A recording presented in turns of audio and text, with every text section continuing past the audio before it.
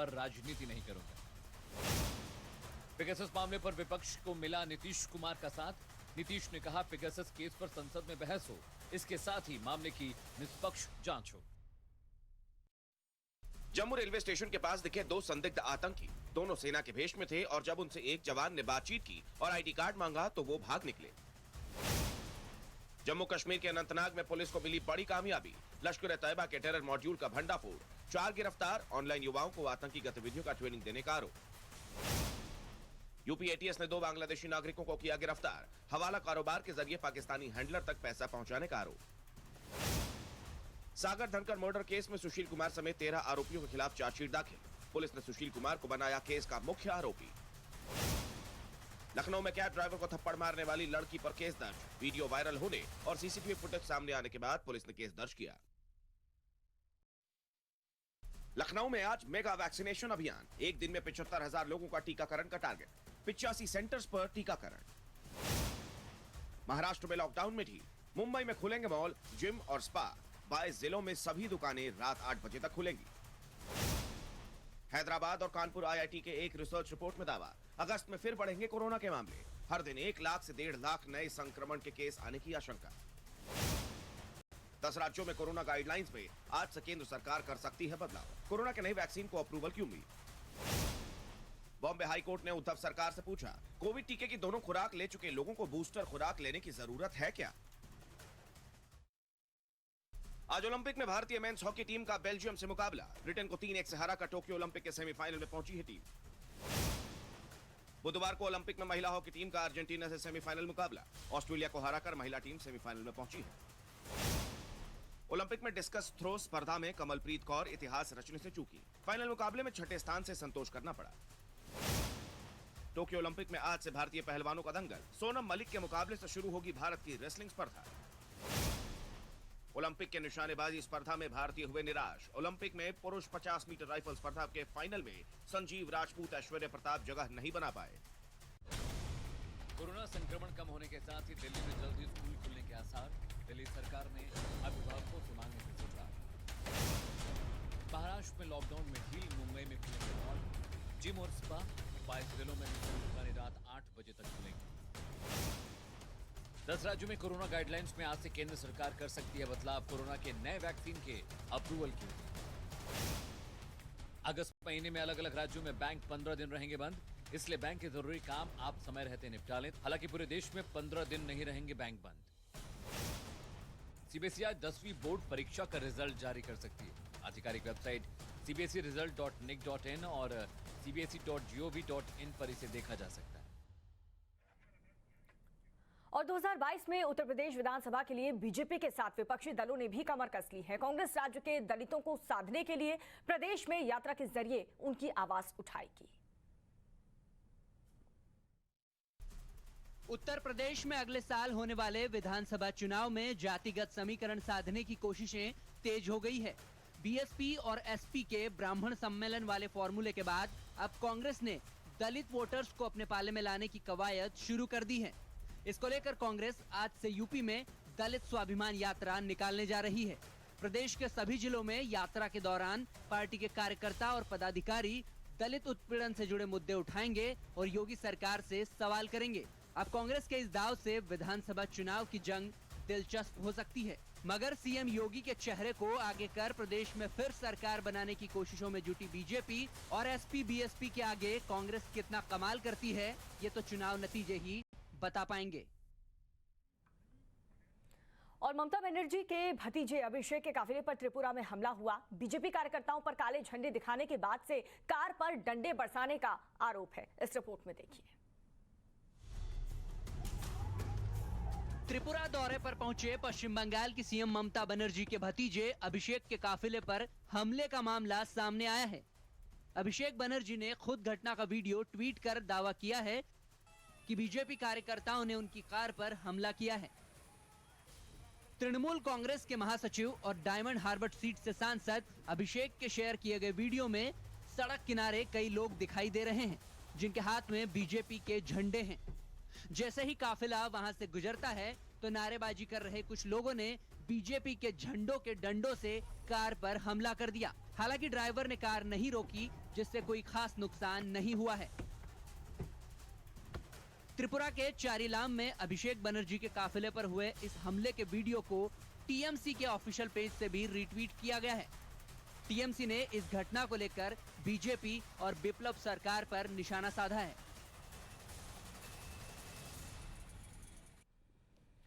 और कोरोना का कहर झेल चुके महाराष्ट्र में संक्रमण कम होने पर लॉकडाउन में छूट बढ़ा दी गई है। सरकार ने 22 जिलों के लिए एक नई गाइडलाइन पेश की है। क्या है वो गाइडलाइन, इस रिपोर्ट में देखिए। महाराष्ट्र में कोरोना संक्रमण में कमी आने के बाद अब राज्य सरकार ने लॉकडाउन में छूट देते हुए नई गाइडलाइन जारी कर दी है। प्रदेश में अब मॉल, जिम और स्पा सेंटर खोलने की परमिशन दे दी गई है। महाराष्ट्र के 36 में से कम संक्रमण दर वाले 22 जिलों में सोमवार से शुक्रवार को रात 8 बजे तक दुकानें खोली जाएंगी। वहीं शनिवार को ये छूट दोपहर 3 बजे तक ही मिलेगी। रविवार के दिन राज्य में जरूरी दुकानों को छोड़कर सब कुछ बंद रहेगा। महाराष्ट्र में अब पार्क के साथ ही खेल मैदान भी खोलने का फैसला लिया गया है। बाकी ज्यादा संक्रमण वाले 11 जिलों में अभी भी ये प्रतिबंध जारी रहेंगे। पुणे, सतारा, सांगली, कोल्हापुर, अहमदनगर, सोलापुर, रायगढ़, रत्नागिरी, सिंधुदुर्ग, बीड़ और पालघर में अभी भी सख्ती जारी रहेगी। इस बीच हाईकोर्ट ने उद्धव सरकार से वैक्सीन के बूस्टर डोज को लेकर जानकारी मांगी है।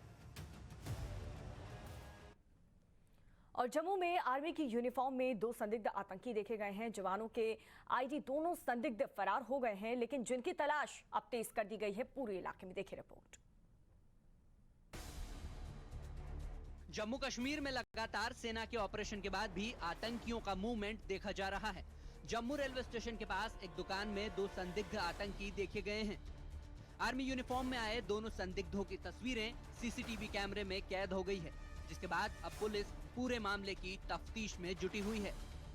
सस्पेक्टेड टेररिस्ट यहाँ है तो उन्होंने फौजी वर्दी पहनी थी और एक फौजी जवान ऑलरेडी यहाँ कटिंग करवा रहा था। उसे शक हुआ उनकी वर्दी देखकर, उसने कुछ सवाल पूछे। जब सवाल पूछे तो सवाल का कोई सही जवाब उनसे नहीं मिला। उसी दौरान उसने उनसे कहा कि आप अपना आई कार्ड दिखाइए। वो अपना आई कार्ड जब नहीं दिखा पाए, उस फौजी ने उनमें से एक को पकड़ लिया। जैसे ही उसने एक को पकड़ा और उसी दौरान वो वहां से भाग निकले। इस बीच अनंतनाग पुलिस ने प्रतिबंधित आतंकी संगठन लश्कर-ए-तैयबा से जुड़े एक आतंकी मॉड्यूल का भंडाफोड़ कर 4 आरोपियों को गिरफ्तार किया है। उत्तर प्रदेश के पूर्व मंत्री पर उनकी पत्नी ने 3 तलाक देने की शिकायत की है और तलाक देकर के छठी शादी करने के आरोप में आगरा में चौधरी बशीर के खिलाफ एफआईआर के आदेश दे दिए गए हैं। सपा सरकार में मंत्री रहे चौधरी बशीर पर कपड़ों की तरह बीवियां बदलने का आरोप लगा है।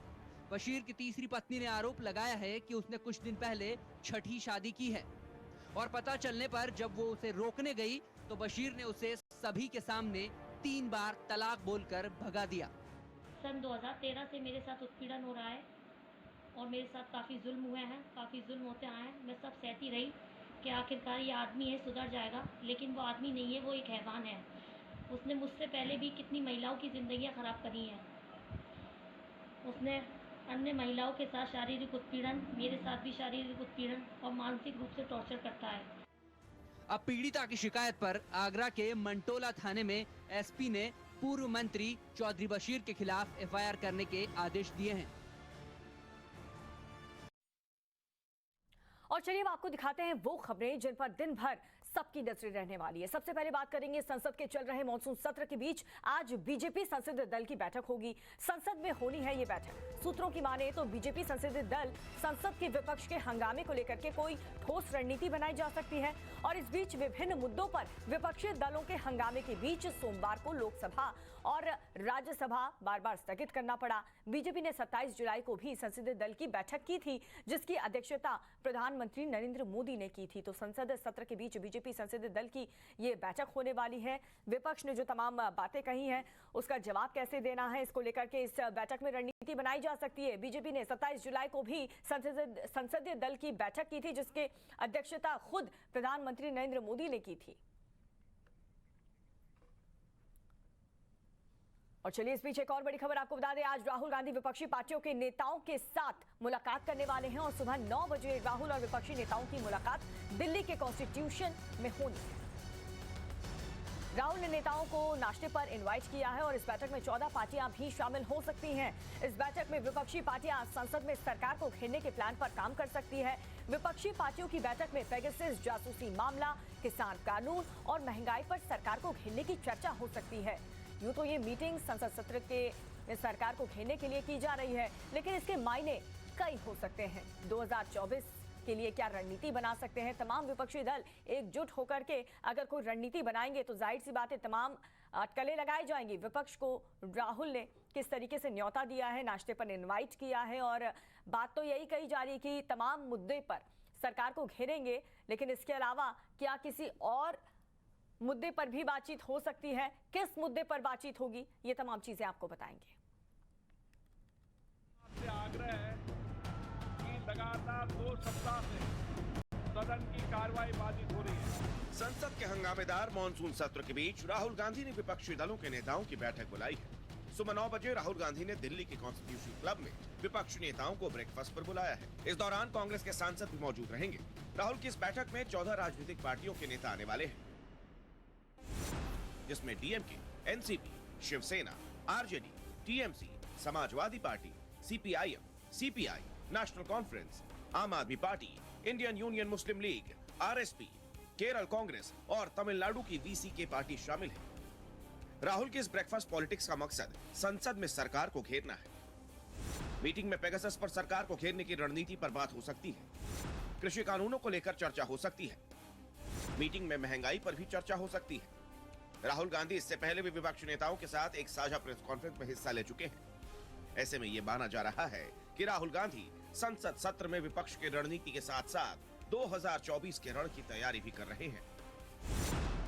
बीते 1 महीने से विपक्ष के खेमे में काफी हलचल है। पिछले दिनों ममता बनर्जी ने दिल्ली दौरे पर कई विपक्षी दलों के नेताओं के साथ मिलकर आगे की रणनीति तय की थी। राहुल गांधी भी ममता की इस लिस्ट का हिस्सा थे, तो वहीं राहुल भी विपक्ष को साधने की कोशिश में है। ऐसे में राहुल की इस बैठक को एक तीर से 2 निशाने साधने की कोशिश के रूप में देखा जा सकता है। पहला, ममता के बाद राहुल विपक्ष को साधने के काम को आगे बढ़ा रहे हों, या फिर दूसरा यह हो सकता है कि विपक्ष के चेहरे के तौर पर ममता उन्हें चैलेंजिंग लग रही है। तो एक तरफ राहुल विपक्ष को साधने में लगे हैं, वहीं दूसरी तरफ बीजेपी संसदीय दल की बैठक भी होने जा रही है। बताया जा रहा है कि संसद में विपक्षी दलों के हंगामे के खिलाफ पार्टी कोई ठोस स्ट्रैटेजी तैयार करना चाहती है, क्योंकि संसद में विपक्ष के हंगामे के बीच कई बिल अटके पड़े हैं, जिसे केंद्र सरकार जल्द से जल्द पास करा लेना चाहती है। Bureau report, times now, Navbharat. और सोशल मीडिया पर इन दिनों एक खबरें बेहद वायरल हो रही है, जिसमें एक घरेलू सिलेंडर गैस को लेकर के हैरान करने वाले दावे किए जा रहे हैं। इन दावों की माने तो केंद्र सरकार घरेलू गैस पर 5% टैक्स और राज्य सरकारें 55% टैक्स लगाती है। इस वायरल खबर का आखिर पूरा सच क्या है? क्या ये दावे सच्चे हैं? जानने के लिए हमारी ये रिपोर्ट देखिए।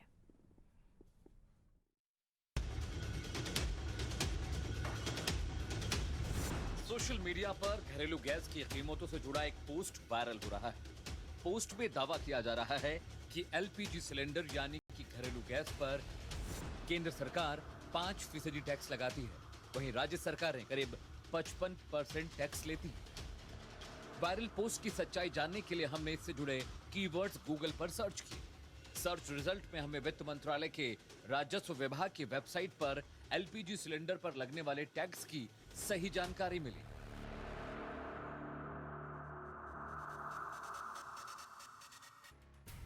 वेबसाइट के मुताबिक घरेलू गैस जीएसटी के अंतर्गत आती है। एलपीजी सिलेंडर पर कुल 5% जीएसटी लगती है। इसमें 2.5% केंद्र सरकार और 2.5% राज्य सरकार जीएसटी लगाती है। इसके अलावा एलपीजी सिलेंडर पर केंद्र और राज्य सरकारें अलग अलग टैक्स नहीं लगाती। पड़ताल के दौरान एलपीजी सिलेंडर पर डीलर की कमीशन और डिलीवरी चार्ज से जुड़ी जानकारी हमें पेट्रोलियम योजना और विश्लेषण प्रकोष्ठ की वेबसाइट पर मिली। वेबसाइट के मुताबिक 14.2 किलो एलपीजी सिलेंडर पर कुल डिस्ट्रीब्यूशन कमीशन 61.48 रुपए है। इसमें एस्टैब्लिशमेंट चार्ज 34 रुपए 24 पैसे और डिलीवरी चार्ज 27 रुपए 60 पैसे आता है। 5 किलो एलपीजी सिलेंडर पर एस्टैब्लिशमेंट चार्ज 17 रुपए 12 पैसे और डिलीवरी चार्ज 13 रुपए 80 पैसे आता है। यानी कि 5 किलो एलपीजी सिलेंडर पर कुल डिस्ट्रीब्यूशन कमीशन 30.92 है। एलपीजी सिलेंडर की बुनियादी कीमत कई चीजों के आकलन के बाद तय की जाती है, जैसे अंतर्राष्ट्रीय बाजार में एलपीजी की कीमत और आयात के दौरान यातायात शुल्क। पड़ताल से साफ है कि सोशल मीडिया पर वायरल हो रहा पोस्ट फेक है। एलपीजी सिलेंडर पर न तो केंद्र सरकार 5% टैक्स लगाती है और न ही राज्य सरकार 55% टैक्स लगाती है। एलपीजी सिलेंडर पर सिर्फ 5% जीएसटी लगाया जाता है, जिसका 2.5% केंद्र सरकार और 2.5% राज्य सरकार के खाते में जाता है। टाइम्स नाउ नवभारत की हमेशा ये कोशिश है कि हम आपको हर खबर की सच्ची तस्वीर दिखाएं, क्योंकि गलत खबरें न सिर्फ हमारा नजरिया बदलती हैं, बल्कि हमारे फैसलों को भी प्रभावित करती हैं। Amit Singh, times now Navbharat. और चलिए इस बीच एक बड़ी खबर आपको बता दें, जम्मू के सामा में एक बार फिर से 3 ड्रोन देखे गए हैं। रामगढ़ सेक्टर में देखे गए पाकिस्तानी ड्रोन, गोपालपुर और रामगढ़ इलाके में ये ड्रोन दिखे गए हैं। पिछले 72 घंटे में ड्रोन दिखने की 14 घटनाएं अब तक सामने आ चुकी हैं, लेकिन सुरक्षा बल जमीन के साथ साथ आसमान पर भी नजर बनाए हुए हैं। प्रदीप दत्ता ज्यादा जानकारी के साथ जुड़ चुके हैं। प्रदीप, कल भी हम इसी खबर पर चर्चा कर रहे थे कि ड्रोन देखे गए, एक बार फिर से जम्मू के सामा में ड्रोन देखे गए। किस वक्त ये ड्रोन देखे गए प्रदीप? कल देर रात ये ड्रोन सामा सेक्टर में रामगढ़ और बाकी करनालपुर इलाके में ये ड्रोन नजर आए हैं। और बिल्कुल आपने सही कहा कि पिछले कुछ दिनों से ड्रोन की गतिविधियां बहुत तेज होती जा रही है। पता नहीं जतलाता है कि किस तरीके से पाकिस्तान में डिस्परेशन है कि वो यहाँ पे हालत खराब करने की कोशिश कर रहा है। ड्रोन का नजर आना मतलब कि पाकिस्तान की तरफ से कोशिश है किस तरीके से वो हथियार यहाँ पे ड्रॉप कर सके, क्योंकि पिछले कुछ दिनों से देखा गया जब से 27 जून को ड्रोन अटैक हुआ था इंडियन एयरफोर्स एयरबेस सतवारी पे, तब से लगातार पाकिस्तान की कोशिश है कि ड्रोन के जरिए यहाँ पे हथियार और एक्सप्लोसिव डिवाइस पहुंचाया जाए, क्योंकि काउंटर इन्फिल्ट्रेशन ग्रिड इतनी स्ट्रांग है, वहां से घुसपैठ करना पाकिस्तान के लिए बहुत मुश्किल हो रहा है। आर्म्स स्मगल करना भी बहुत डिफिकल्ट हो रहा है, क्योंकि सर्विलेंस गैजेट्री लगी हुई है, जिसकी वजह से वो ये कामयाब नहीं हो पा रहे हैं। अब उनको लगता है कि ड्रोन के जरिए हथियार भेजना बहुत आसान है, क्योंकि ड्रोन एक तो उनको डिनाइबिलिटी फैक्टर है, अगर वो कामयाब हो जाते हैं तो वो सिंपली डिनाई कर सकते हैं हमने नहीं भेजा। और दूसरा ड्रोन में ये जो है कि आप एक सरप्राइज एलिमेंट रहता है। तो आपने बिल्कुल सही कहा, सुरक्षा कर्मियों को एक तरफ चौकन्ना रहना है लाइन ऑफ कंट्रोल और इंटरनेशनल बॉर्डर पर, दूसरी तरफ आसमान पे भी नजर रखनी है कि किस तरीके से आसमान का रूट ये लेके यहाँ से हथियार और गोला बारूद ड्रॉप कर सकते हैं। क्योंकि कुछ दिन पहले ही कानाचक एरिया है जो अखनूर सेक्टर का, वहां पे जम्मू कश्मीर पुलिस ने एक ड्रोन गिराया। प्रदीप, आप इस पूरे हलचल पर नजर बनाए रखें, लगातार आगे भी हम आपसे जानकारी और अपडेट लेते रहेंगे। प्रदीप, फिलहाल आपका बहुत शुक्रिया इस जानकारी के लिए। और आप खबर काम की देखिए।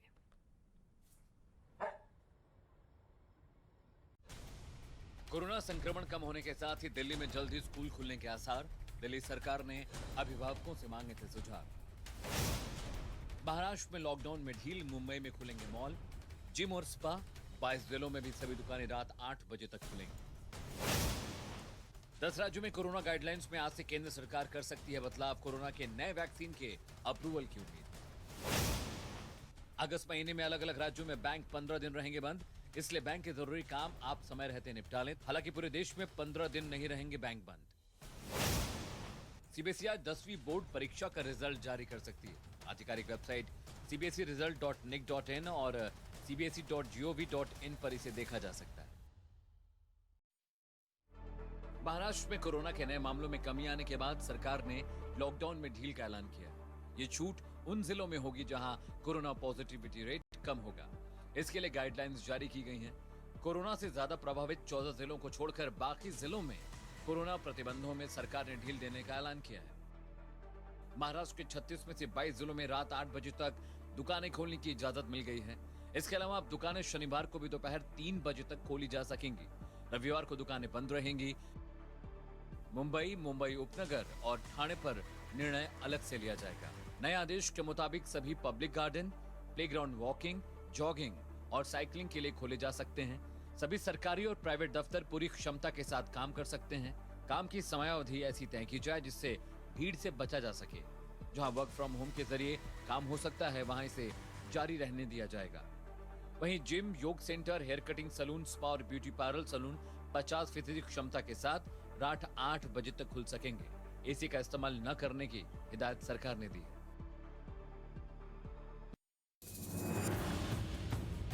देश देश में आज से कोविड-19 प्रोटोकॉल बदल सकता है। 10 राज्यों के लिए केंद्र सरकार आज नए दिशा निर्देश जारी कर सकती है। इसके अलावा नई वैक्सीन के अप्रूवल की भी उम्मीदें हैं। 10 राज्यों में कोरोना के केस काफी तेज गति से बढ़ रहे हैं। देश के 47 से ज्यादा जिलों में पॉजिटिविटी रेट 10% से अधिक है। ऐसे में IIT कानपुर समेत कई संस्थानों ने तीसरी लहर की आशंका जताई है। इस स्थिति को देखते हुए आज स्वास्थ्य मंत्रालय कोरोना को लेकर नए दिशा निर्देश जारी कर सकता है, खासतौर पर उन राज्यों और जिलों के लिए जहां कोरोना के मामले तेज गति से बढ़ते दिखाई दे रहे हैं। साथ ही स्वास्थ्य मंत्रालय की तरफ से जायडस कैडिला की वैक्सीन के इमरजेंसी यूज अप्रूवल पर भी अपडेट दिया जा सकता है। गौरतलब है कि ये वैक्सीन 12 साल से ज्यादा उम्र के बच्चों को भी दी जा सकती है। खुद स्वास्थ्य मंत्री कह चुके हैं कि अगस्त के महीने में बच्चों की और दूसरी वैक्सीन को मंजूरी मिल सकती है। कुछ और अहम खबरें आपको दिखाएंगे, लेकिन फिलहाल रुक रहे एक बहुत छोटे से ब्रेक के लिए। आप बने रहिए टाइम्स नाउ नव भारत के साथ।